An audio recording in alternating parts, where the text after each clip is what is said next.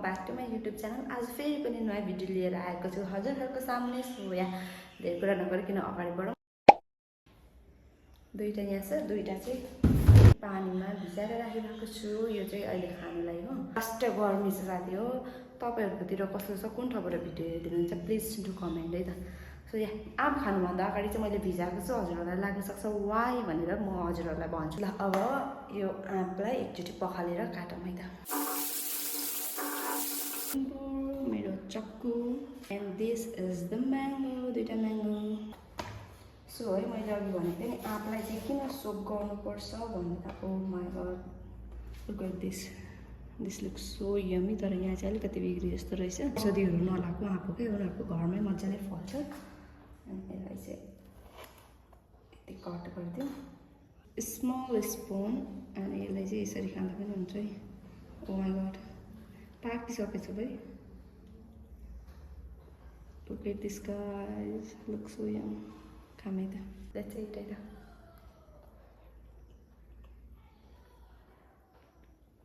मिठो, अमिलो पनि छैन, गुलियो पनि छैन, अमिलो पनि छैन। It's perfect. अनि के भन्दै थियो भन्दाखेरि आँपलाई चाहिँ आयुर्वेद अनुसार एकदम तातो फल भनेर मानिन्छ। यसले चाहिँ हाम्रो बडीमा हिट प्रोडक्सन गर्छ, जसले गर्दाखेरि चाहिँ डाइजेसनमा प्रब्लम हुने, पिम्पल आउने, स्किन इरिटेसन हुने, मुख वरिपरि घाउ हुने प्रब्लमहरू आउँछ। त्यसले गर्दा चाहिँ हामीले आँप खाँदाखेरि आँप खानुभन्दा अगाडि 30 मिनट वा 1 घन्टाको लागि चिसो पानीमा डुबाइराख्नु एकदम धेरै जरुरी छ। यो कोया चाहिँ अहिले यत्तिकै खाइदिने हो। हजुरहरूलाई पनि थाहा छ ल, तर यो चाहिँ यस्तै काटेर खाँदा पनि राम्रो कस्तो दामी हुन्छ। म्याङ्गो काटेर खाने टेक्निक चाहिँ खासमा चाहिँ यही हो जस्तो लाग्छ। लुक गाइस त्यस्तै बनाइदिउँ।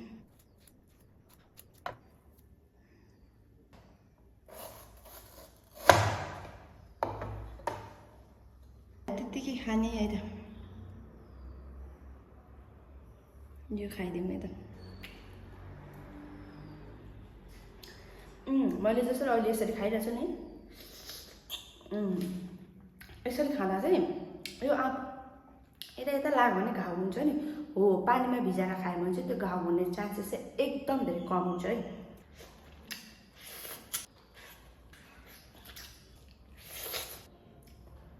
सक्यो अब प्लेटको खामै न। इस ओ माई गॉड कस्तो मन पर्यो क्या मलाई यो चाहिँ। म यता यता यता कहाँ बिचमा त छु नि क्यामेरामा। मलाई ब्याक क्यामेराबाट भिडियो गर्नु चाहिँ एकदम कस्तो कम्फर्टेबलै लाग्दैन क्या। म सिधा क्यामेराको सिधा बस्नै सक्दिनँ।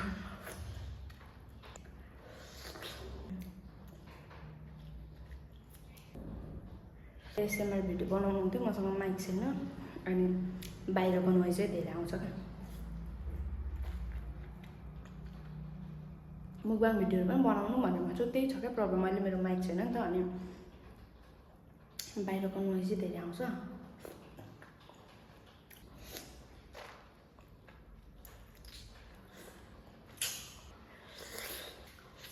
बजारमा त सायद जेठतिरै आँप निस्किसकेको थियो क्या। अब त्यति बेला त आँप फल्ने बेला होइन नि त। फल्ने बेला हो, खाने बेला भइसकेको हुँदैन नि त है। लास्टै गर्मी छ क्या गाइस। पानी पनि पर्दैन हिजो एकछिन पर्यो।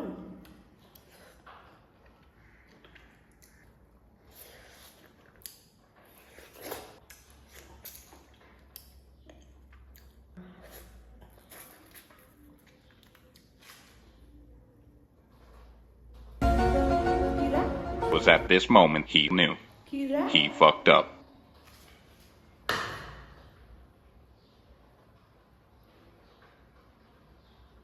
ए थ्याङ्क गड होइन रहेछ, यो अलिकति चोट परेको रहेछ। किरा खाएको छु भने कस्तो तर्सेछ। यो झार्दाखेरि अलिकति यो गोचो परेको, थ्याङ्क गड। किनेको आँप कहाँ यस्तो यम्मी हुन्छ गाइस, हुन्न नि आएको छ। अब यो खाइदिउँ है त।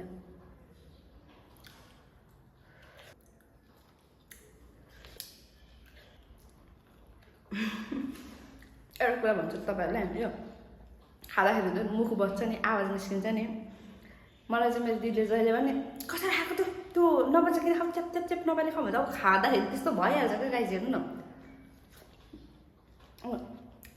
स्वादेर खाँदा मिठो यसरी खान्छ नि त त्यस्तो नगर्नु आवाज ननिकाली खानु यस्तो मिठो कुरा खाइरहेको छु होइन अनि यसरी खाँदाखेरि मुख बज्छ नि त्यो च्यापक च्यापक च्यापक के गरेको भन्छ यो साउन्ड आउँछ नि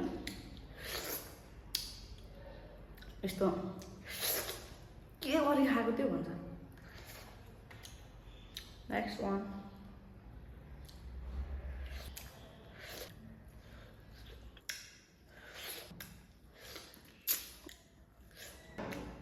बच्चा बेलामा के अब घरमा आँप ल्याएको बेलामा आँप काटेर दिनुहुन्थ्यो अनि यो बिचको कोया हुन्छ नि यो चाहिँ को खाने भने पुरा मेरो बहिनीसँग चाहिँ लगभग झगडै पर्थ्यो भनौँ न कस्तो कि त्यति बेला त यो खानुको लागि कस्तो अब अहिले त ठुलो भएर के हुन आफू यहाँ एक्लै बसेर खानु परिरहेको छ कोही कहाँ बहिनी कहाँ म कहाँ